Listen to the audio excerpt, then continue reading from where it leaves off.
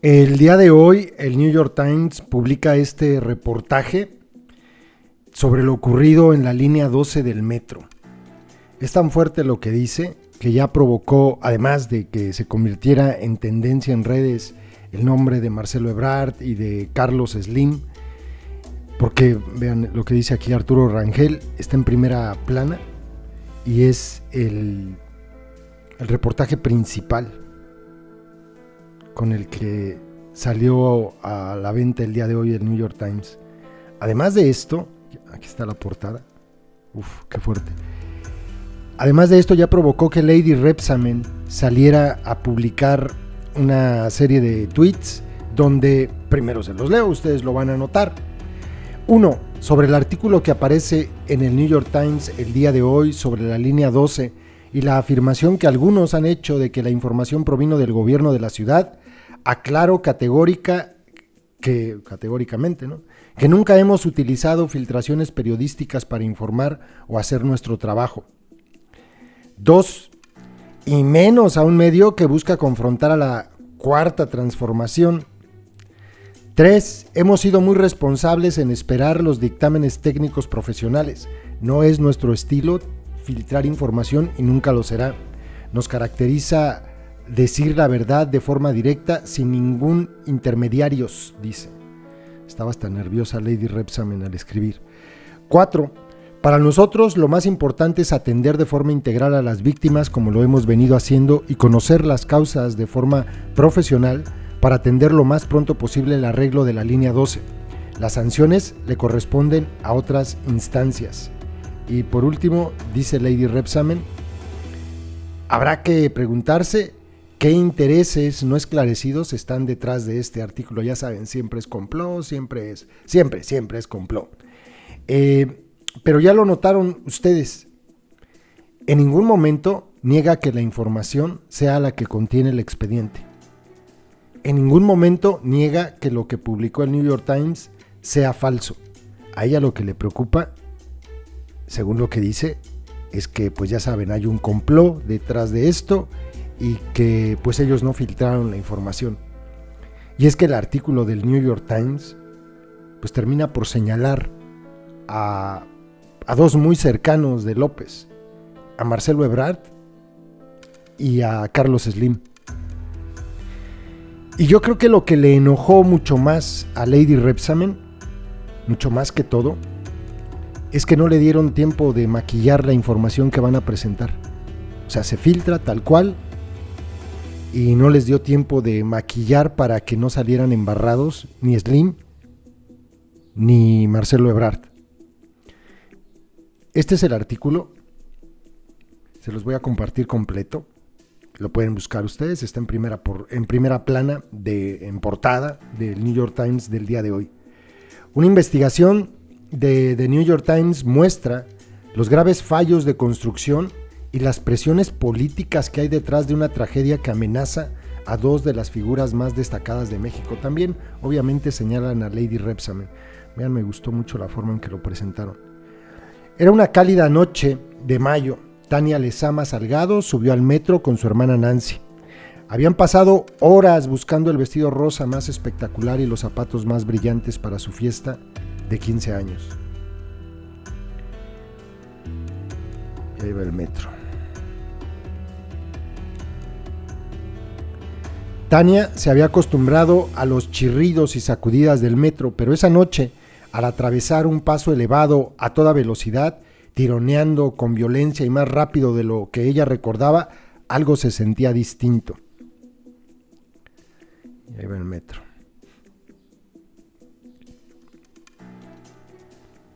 De pronto escuchó un gran estallido, luego los gritos mientras el viaducto colapsaba y el tren se desplomó unos 12 metros sobre la calle de abajo.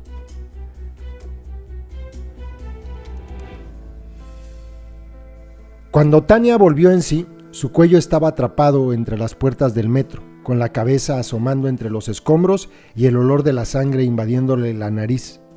Encima de ella había cuerpos desparramados. Sus manos sintieron lo que parecían ser los tirantes de la mochila de su hermana.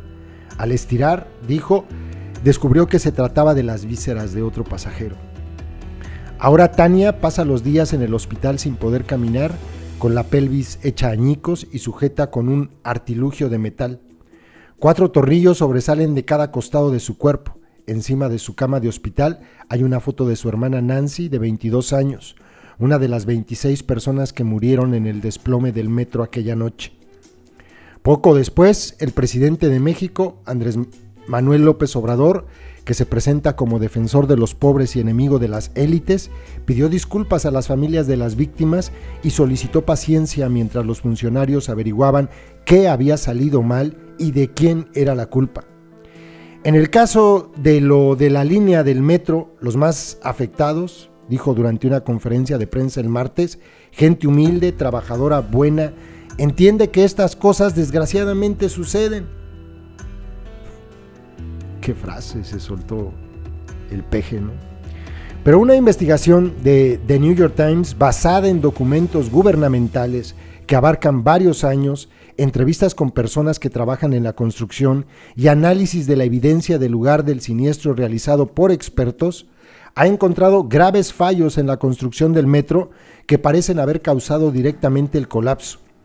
La tragedia ya se ha convertido en una crisis política que podría afectar a 2 de las figuras más poderosas del país: Marcelo Ebrard, el secretario de Relaciones Exteriores del presidente, y Carlos Slim, uno de los empresarios más ricos del mundo. Ebrard era jefe de gobierno en la Ciudad de México cuando se construyó la nueva línea del metro conocida como Línea Dorada, una expansión muy anunciada del sistema de metro más grande de América. Del segundo sistema de metro más grande de América, una iniciativa que podría impulsar sus credenciales como presidenciable. Y la empresa constructora de Slim, Carso Infraestructura y Construcción, llevó a cabo el tramo de la línea que colapsó. Era el primer proyecto ferroviario de la compañía que allanaba el camino para otros más. El Times tomó miles de fotografías del sitio del siniestro y compartió las pruebas con varios ingenieros expertos que llegaron a la misma conclusión. Los pernos metálicos, que eran cruciales para la solidez del viaducto y que servían como base de toda la estructura, parecen haber fallado debido a soldadura deficiente, falla grave que probablemente causó el choque.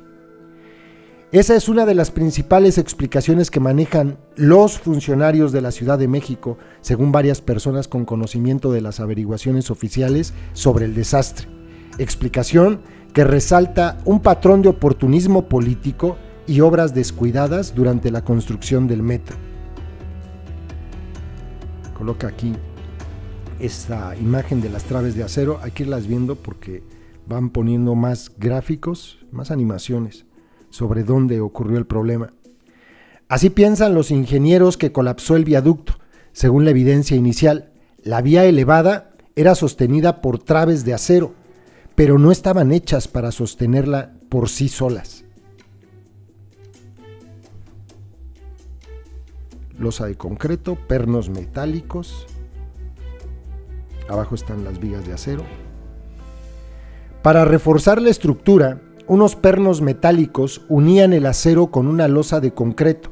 El acero y el concreto son mucho más fuertes cuando actúan como una sola unidad.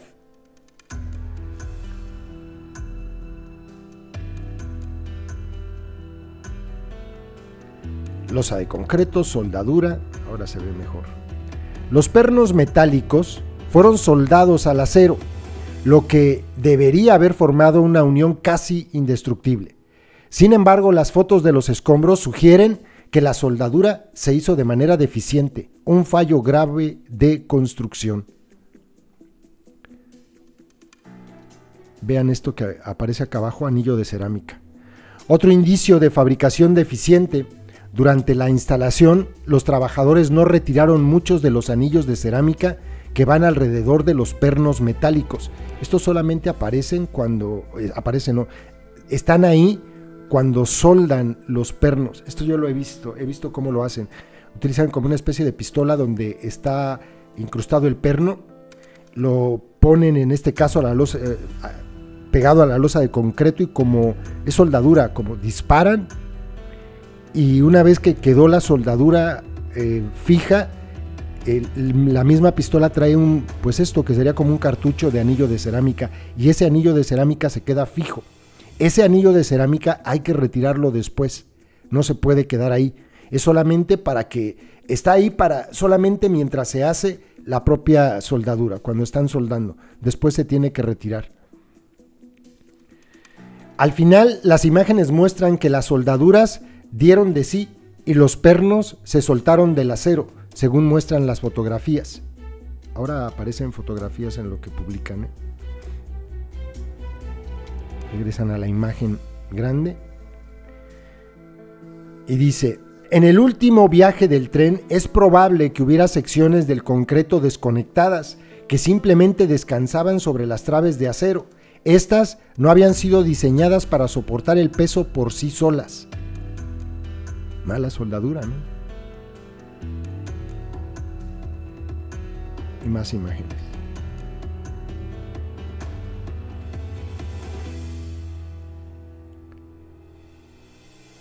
Esa noche, cuando el vagón en el que iban Tania y Nancy pasó por ahí, el acero dio de sí.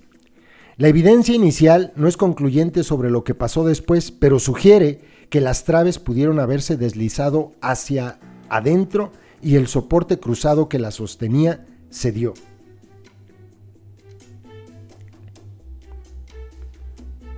Luego se observa, ¿no?, cómo quedaron los vagones. En cuestión de segundos, todo el tramo colapsó.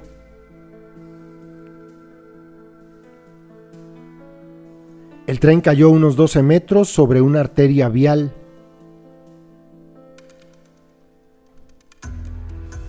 Sigue. Ahora, la misma empresa, esto es muy delicado, cuidado con esto. La misma empresa, propiedad de Slim, construye una parte importante de otro proyecto emblemático, un tren de 1,500 kilómetros que López Obrador promueve y que supone que modernizará el sur de México y ayudará a consolidar su legado presidencial. Pero algunos ingenieros que trabajan en la obra dicen que enfrentan problemas similares a los que se presentaron cuando construyeron el metro que colapsó.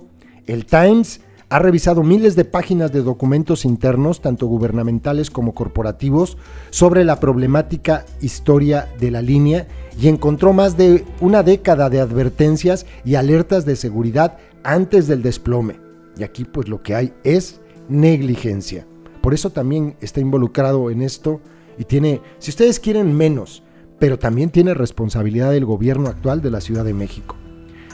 Y aquí viene, ¿no?, la problemática, el historial de advertencias. Con apuro para terminar, la ciudad exigió que las empresas constructoras abrieran el metro mucho antes de concluido el mandato de Ebrard como jefe de gobierno en 2012.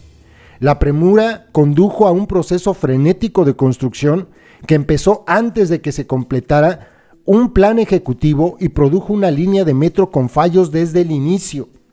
La indignación por las deficiencias fue tan intensa que Ebrard terminó por irse a vivir al extranjero durante 14 meses, dejando atrás lo que llamó una cacería política.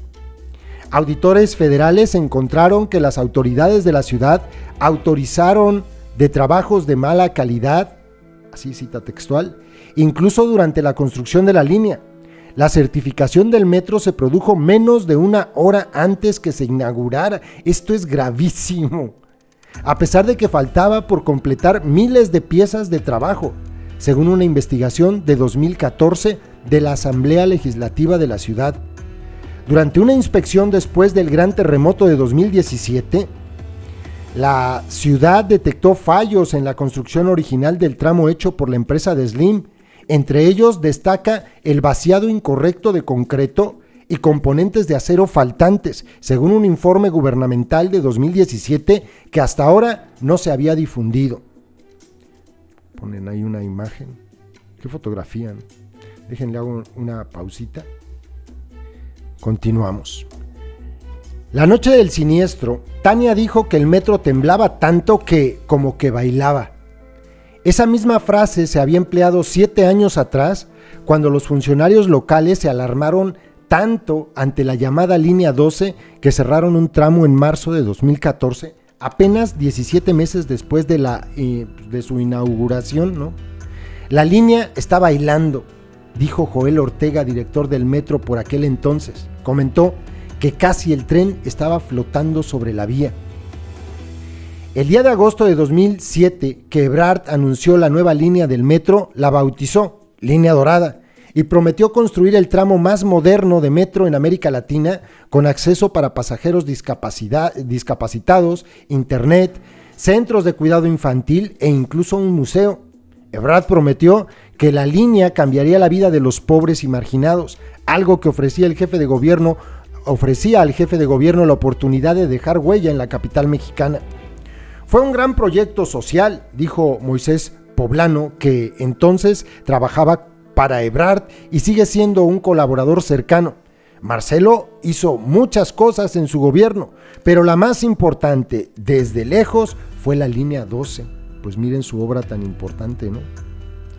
Sus ambiciones avanzaban en paralelo con las de otro gigante de la sociedad mexicana, Slim, el magnate que buscaba hacer crecer su imperio hacia la lucrativa industria ferroviaria. Las obras de la línea 12 eran los primeros pasos de su empresa en el sector.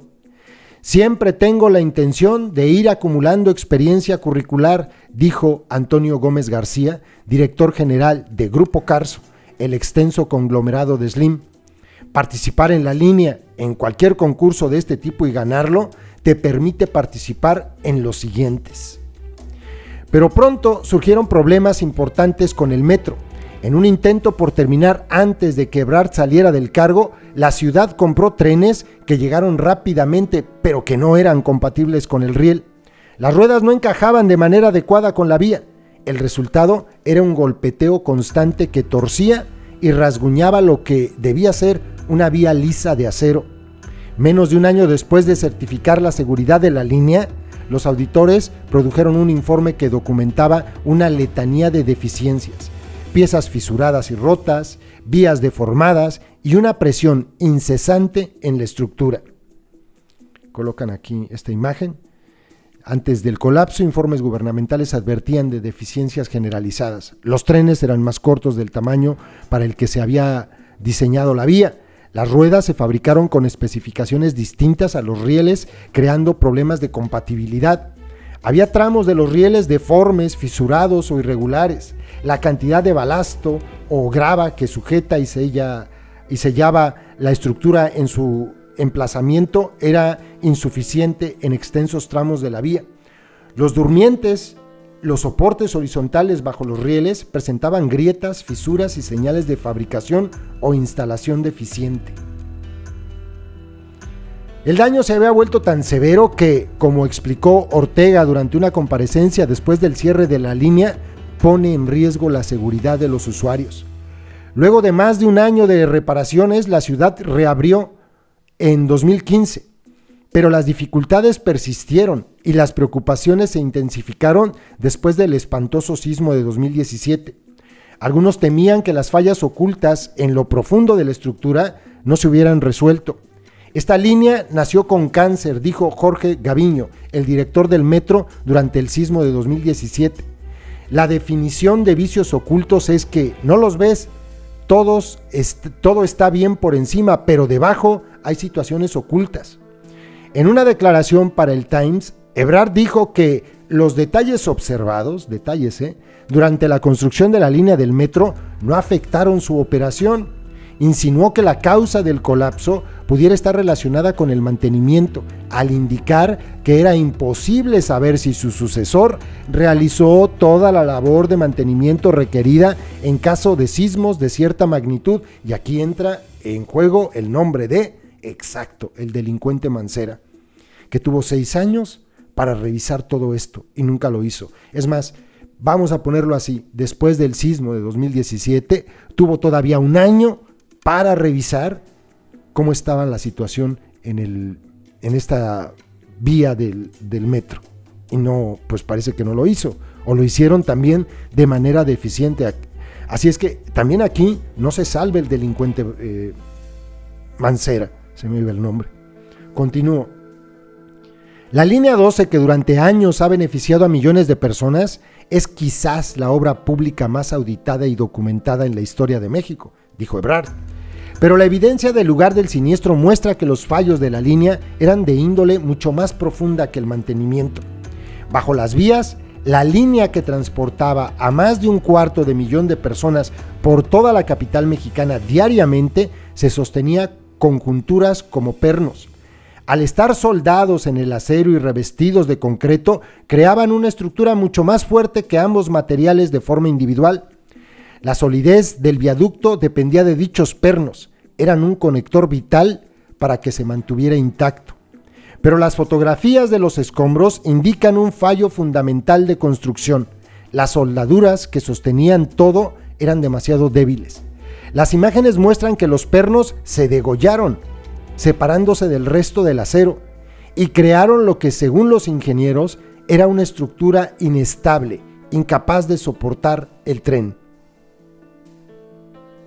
Colocan esta imagen, las traves de acero vencidas hacia abajo, zona de detalle, ahorita aparece acá abajo. La evidencia inicial sugiere que el soporte que sostenía las traves cedió. Este cuadrito, que se amplifica acá, es donde se observa. Fíjense, aquí está lo que dice, anillo de cerámica sin retirar. El anillo que les mencionaba hace un rato en la imagen, ese se tiene que quitar. Yo no soy ingeniero, pero yo he visto que así lo hacen y sé, no solamente en este tipo de pernos, hay muchos pernos que utilizan este anillo de cerámica y se tiene que retirar porque, según lo que yo sé, oxida el acero, oxidaría el perno y no los retiraron. Y ahí se ve, ¿no? Colocación descuidada de los pernos, otro anillo de cerámica sin retirar y cómo pues, los pernos se degollaron. Estaban, hagan de cuenta, sí, la palabra que mejor lo explique es esa, degollaron, ¡pum! Se mocharon desde ahí. No entra todo el perno, en este caso a la viga de metal o de concreto. No entra todo el perno. Entra una puntita, con esa es suficiente, porque quedan unidos. Si hay algún ingeniero que entre aquí o nos explique, pero eso, pues yo lo he visto en construcciones, hasta en documentales lo hacen, en fin, es algo que, pues bueno, seguramente los ingenieros pueden explicarme mucho mejor, pero así es, ¿no? Colocación descuidada de los pernos, rotura de tajo de la soldadura. Luego dice acá abajo, una soldadura de buena calidad no habría fallado de ese modo, dijo Gary Klein, integrante de la Academia Nacional de Ingeniería de Estados Unidos y ejecutivo de Wyss Janine Elstner, una empresa que se dedica a estudiar fallos de construcción. Los pernos se manipularon sin cuidado y con poca atención al detalle, comentaron los ingenieros que revisaron las fotografías. Un error evidente. Los trabajadores jamás retiraron los anillos de cerámica alrededor de los pernos que los sostienen durante la instalación. Pueden observarse más de una decena de dichos anillos incrustados en las losas de concreto que colapsaron aquella noche. Además de eso, la instalación de los pernos era tan irregular que parecía más la improvisación de una cuadrilla que la adherencia estricta a un plan de construcción, de acuerdo con los ingenieros que revisaron las fotografías. Cuando el metro hizo su último viaje, todo el viaducto corría un riesgo mortal. Cuando los pernos fallaron, el concreto y el acero ya no funcionaban en conjunto, dijo Donald Dusenberry, ingeniero consultor que ha investigado muchos colapsos de puentes. El acero quedó sobrepasado. Bueno, aquí está el video, yo creo que pues, todos lo hemos visto. Viene aquí con un pequeño detalle. ¡Pum! La plataforma empieza a ceder cerca del centro de las dos columnas. Y pues cae, ¿no? Una verdadera tragedia. Muy fuerte. Continuamos. Después del sismo que devastó a la capital en 2017, el gobierno local condujo su propia inspección y halló otros fallos de construcción en el tramo hecho por la empresa de Slim. Un informe interno del gobierno que el Times revisó indica que había secciones del viaducto con fallas estructurales. componentes de acero faltantes y que parte del concreto había sido mal colocado, un error que sugería falta de cuidado. Gómez García, el director de Grupo Carso, el imperio de Slim, reconoció en una entrevista que no era óptimo dejar los anillos de cerámica, pero dijo que eso no había afectado la estructura. Hay una cosa que se llama vicios ocultos. En fin, son cosas que pueden pasar, dijo Gómez García. Lamentablemente, ahí están en las fotos que no los quitaron. Si entra por ahí algún ingeniero, yo lo que tengo entendido es que esta cerámica que rodea el perno, cuando lo acaban de soldar, oxida el acero. Y creo que por ahí es. Ojalá alguien que entrara por aquí nos dijera si esto es así. Lo que sí sé es que no pueden dejarlos. Exactamente el daño que le haga, no lo sé. Me parece que es eso, es que oxida el perno. Gómez García indicó que pensaba que los pernos solo se desprendieron después de que el viaducto se estrelló y dijo que los pernos no son la causa del accidente. Añadió que era posible que la culpa fuera del mantenimiento, dado que el equipo y los materiales empleados para reparar la línea después del cierre de 2014 eran pesados y posiblemente habían ejercido demasiada presión sobre el viaducto. Claro, quitándose responsabilidad, ¿no? Sin embargo, varios expertos independientes rechazaron esa explicación al observar que la evidencia fotográfica señala de forma explícita que las soldaduras débiles serían la causa probable del siniestro. Le pongo otra pausita. Continuamos. Más allá de lo que establezcan las investigaciones oficiales, el colapso conlleva enormes consecuencias políticas, no solo para Ebrard y Slim, que anteriormente fue un gran accionista de The New York Times. Lo colocan así. Si se tratara de un asunto relacionado con el mantenimiento, los votantes podrían culpar a Claudia Sheinbaum, la protegida del presidente, quien ha supervisado el metro en su calidad de jefa de gobierno de la Ciudad de México en los últimos 2 años. Y Ebrard también. Dado que son 2 de las principales figuras del partido gobernante, se espera que tanto Lady Rebsamen como el delincuente Ebrard busquen la bendición de López Obrador para postularse a la presidencia en las elecciones de 2024 y sucederlo en el poder. Con la indignación pública tras el colapso, la gestión de Lady Rebsamen ofreció alrededor de $32,000 a cada una de las familias que perdieron a un ser querido, pues unos 700,000 pesos, ¿no? Más o menos. Pero algunas de ellas han rechazado el dinero y en lugar de ello han optado por presentar una denuncia colectiva penal contra el sistema de metro de la Ciudad de México. Esa línea no quedó bien, dijo Bernarda Salgado López, la madre de Tania, que sigue en el hospital, y de Nancy, que falleció. Salgado se ha unido a la denuncia. Yo creo que sí se deben de hacer responsables de lo sucedido, de todo, de todos los que fallecieron. Pues yo también lo creo, al igual que la señora. Desde el inicio quedó claro que el gobierno quería que los costos del metro se mantuvieran bajos y avanzar lo más pronto posible. Al principio la idea era construir una línea completamente subterránea, pero pronto fue evidente que sería muy costoso y tomaría demasiado tiempo. La ciudad recortó el presupuesto para la línea del metro casi de inmediato. Una empresa consultora contratada por el sistema del metro enumeró las ventajas y desventajas de una línea elevada. Sería más barata y rápida, pero sería menos segura. Al final, la ciudad cambió de rumbo y se decidió por una línea parcialmente elevada. Para obtener el contrato en 2008, la empresa de Slim, Carso Infraestructura y Construcción, se unió a 2 compañías establecidas, ICA, una de las mayores constructoras de México, y la francesa Alstom. Carso no tenía experiencia en la construcción de líneas del metro, pero sí 2 características atractivas: liquidez en medio de la crisis financiera global y acceso a un negocio de acero propiedad de Slim. No solo es la plata, era la plata y el acero, comentó Gómez García. Luego de iniciada la construcción, qué frase, ¿no? No solo es el que tenemos el dinero, es que tenemos el dinero y también tenemos acero. Luego de iniciada la construcción, los auditores del gobierno federal descubrieron fallas graves. En un informe de 2009 documentaron trabajos mal ejecutados y sin pruebas de control de calidad, entre otros asuntos, y observaron que no existe comunicación adecuada entre los grupos que supervisaron el proyecto y las empresas constructoras. Ebrard le dijo al Times que todas las observaciones de los auditores federales fueron solventadas. La ciudad presionó a los contratistas para que concluyeran el trabajo lo más pronto posible.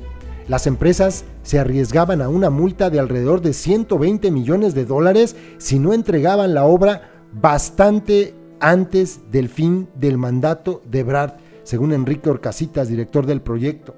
Esto es muy interesante, ¿no? Esto es cuando haces las cosas rápido, pero no las haces bien. La construcción empezó incluso antes de que hubiera un proyecto ejecutivo completo, como con el Tren Maya. Igualito, igualito. Ebrard observó que utilizar planos as-built o conforme a obra, en los que las compañías van generando los planos mientras construyen, era habitual y que permite contar con flexibilidad técnica y financiera durante su realización sin comprometer la integridad o seguridad del proyecto.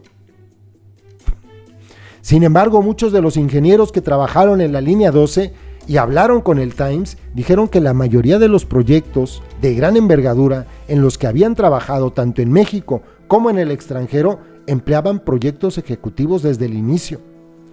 No se trabajó como proyecto ejecutivo, dijo Mario Alberto Ruiz, que colaboró como ingeniero para ICA en la construcción de la línea. Eso también fue causa de muchos fallos. Tuvimos que construir a la brevedad posible, comentó, sobre todo porque, como tú bien sabes, era un cambio de gobierno. Atrás de esto había política. La corrupción política mata.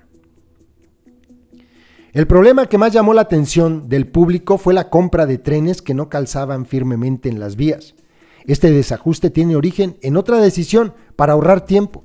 Según los testimonios que se presentaron en la investigación de 2014 llevada a cabo por la Asamblea Legislativa de la ciudad, los rieles estaban diseñados para las especificaciones estadounidenses, pero el gobierno terminó por elegir a un proveedor español, CAF, que vendía trenes diseñados para los estándares europeos. El motivo: CAF había prometido entregar los trenes alrededor de un año antes que su competidor, la empresa Bombardier con sede en Canadá. Bombardier es la que va a hacer la entrega de trenes para el tren Sedena. Bombardier ofrecía un mayor tiempo de entrega de los trenes, comentó Francisco Bojorquez, director del metro en aquel entonces, en su comparecencia de 2014. Se va uno por cuestiones de tiempo, de oportunidad, o sea, de seguridad, nada, ¿no? La incompatibilidad entre las ruedas y los rieles causó tanto desgaste que la ciudad tuvo que reemplazar más de 800 metros de rieles semanas antes de que el metro empezara siquiera a transportar pasajeros. Al acercarse la inauguración de 2012, los ingenieros y sus colegas trabajaban hasta la madrugada con el apuro de que la línea estuviera presentable.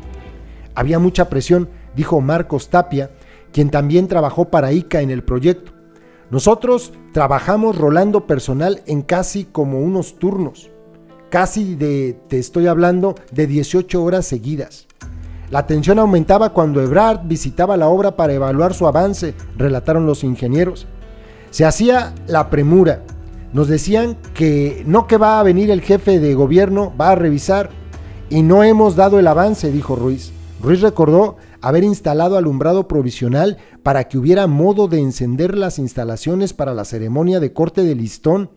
La iluminación era solo para el espectáculo. La desconectaron poco después.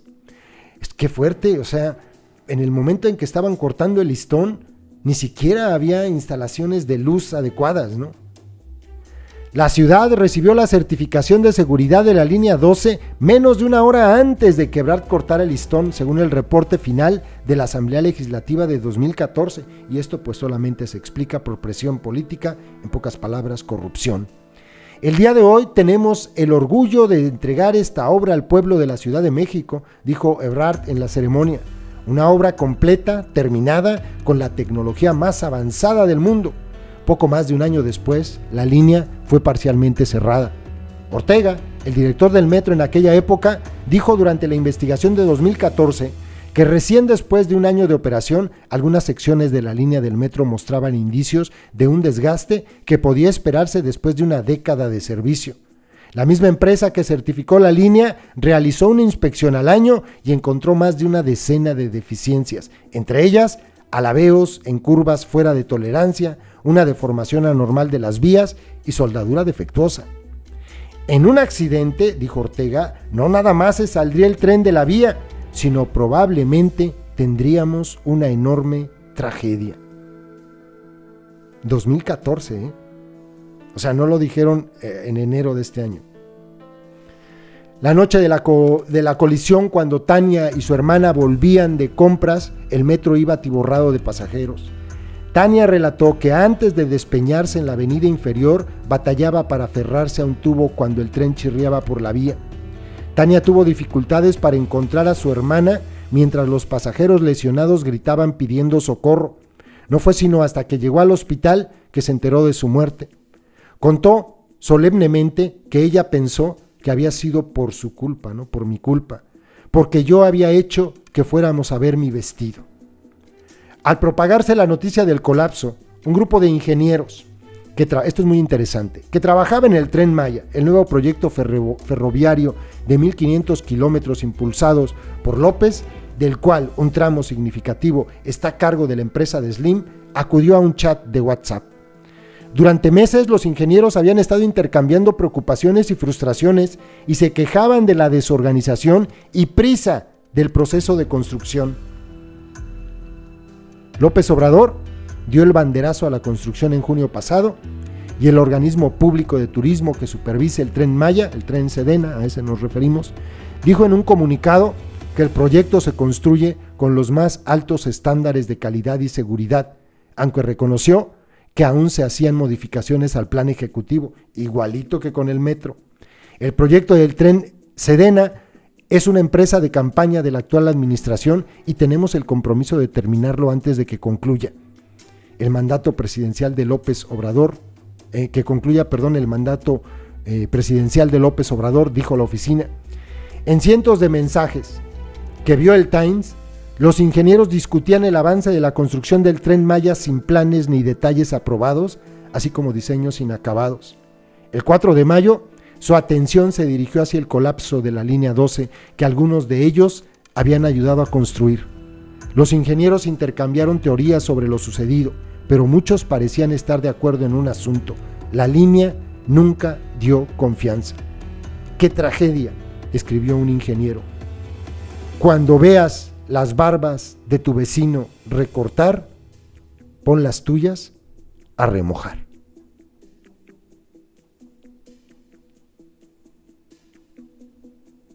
Ahí está. Ya saben qué medio va a ser mañana señalado desde el púlpito por la Llorona de Palacio, ¿no? Exacto, el New York Times. Mañana le toca al New York Times, porque son incapaces de reconocer cuando los exhiben. Son incapaces. Ya vieron los tweets de Lady Rebsamen, ¿no? Ya los vieron. Es muy fuerte lo que aquí dice. Insisto, Ebrard, Mancera, Lady Rebsamen y Carlos Slim, en diferentes niveles, sobre todo Mancera y Carlos Slim, son responsables de esto, culpables. Y Claudia Rebsamen y el delincuente Ebrard también, en diferentes niveles, pero así es. Los cuatro tienen culpa en esto. Saludos, compas. YouTube nos hace clasificar los videos que subimos para que puedan ser publicados. En esa clasificación nos indica que los videos relacionados con el crimen organizado no se van a mostrar en sugeridos y no enviará notificaciones cuando sean publicados. Por eso, para poder verlos tienes que ingresar al canal y buscarlos. Todos los días subimos videos con esos contenidos. No olvides que ya abrimos un nuevo canal, Personajes México 2, ve a él dando clic en la pantalla final de este video donde dice, mensaje importante, y suscríbete.